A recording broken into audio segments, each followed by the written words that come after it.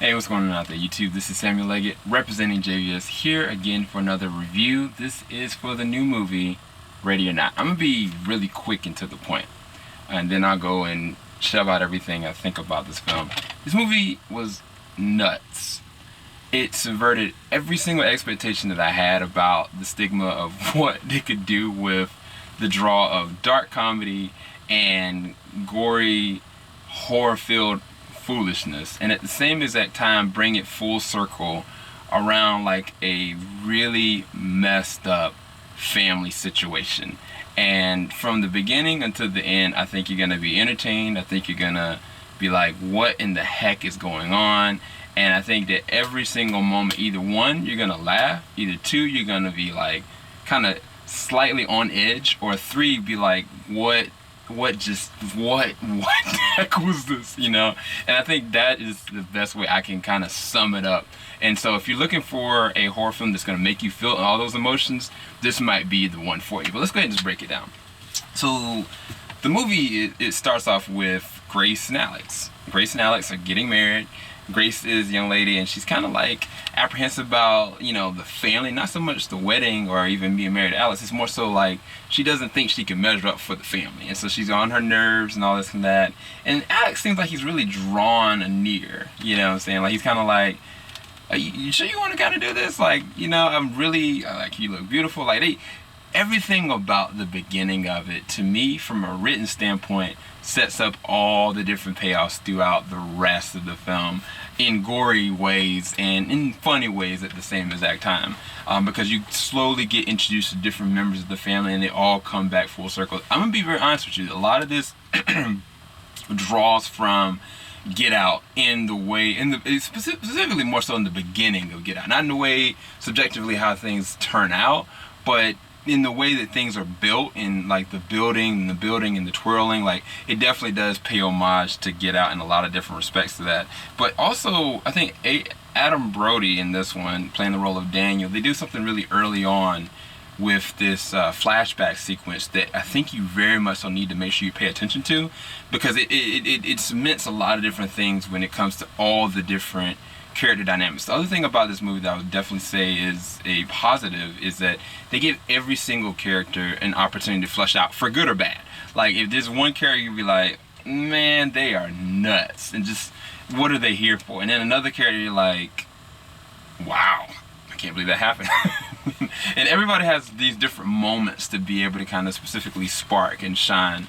But I mean, definitely, I would say the highlights are definitely Adam Brody as the role of Daniel, Mark O'Brien as the role of Alex, and then of course Samara Weaving as Grace. She is a action horror star slash with a smidge of good comedy. Like, she really does play all those different facets of the role, from the beginning of her performance until the crazy end. And I really enjoyed pretty much unanimously all the entire family. Another standout was Andy McDowell. I didn't expect her, you know, character to go the way it went, but that goes for all the different characters. I will leave a huge disclaimer though, because the movie, I mean, if you know the subject matter based on the trailer, that this is about, you know, a man and a woman come together, get married, but one of the rituals for the family is they have to go and play a game, and the game is hide and seek. And unfortunately, this is not a normal game of hide and seek, because if you get found, you're gonna die.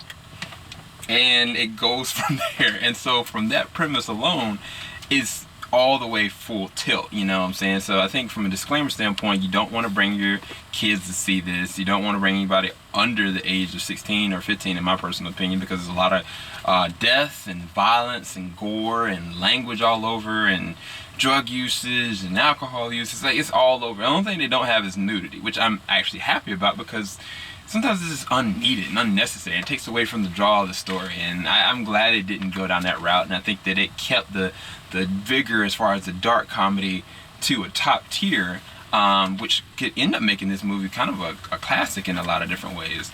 But the other disclaimer I would say, they go the route of think Runaways and think Sabrina, the Teenage Witch from Netflix, because they definitely go on a more cultish, satanic, ritualistic kind of thing, or the way they handle the game, specifically the family, and a lot of these kind of like sayings, incantations, stuff like that. It was really giving me kind of whiplash, so to speak. And so just be cognizant of that and know that that's what you're kind of getting into. Just want to leave that disclaimer.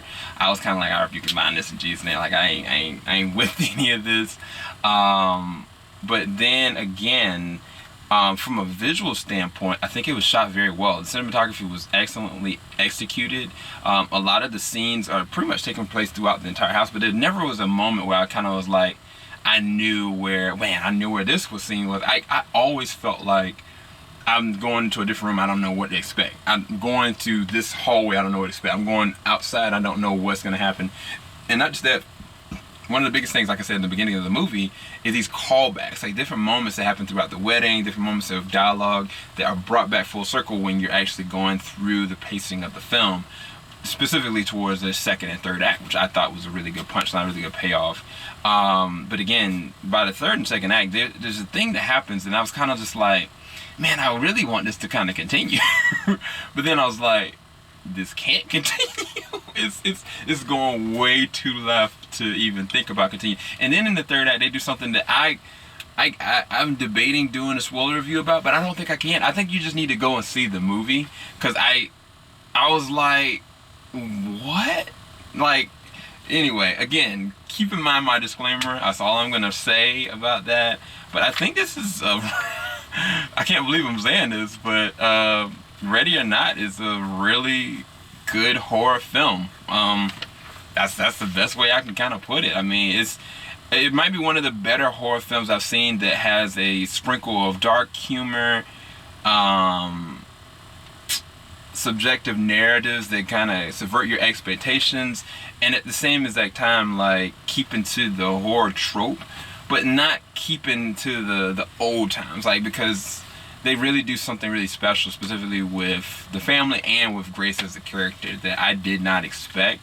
And I didn't expect to like this movie as much as I really did. And I probably would leave it at like an 8.5, 9 out of 10. I actually think it's really good. I think the subject matter, certain things that would happen, like when I was talking about my disclaimers, I think those are the things that kind of like are jarring for me personally. But if you can get outside of that and you know that going ahead, and you can kind of watch out for that and watch your spirit, I think you're gonna have a really good time with this insane mess of a comedy slash horror slash action film that is hide and seek.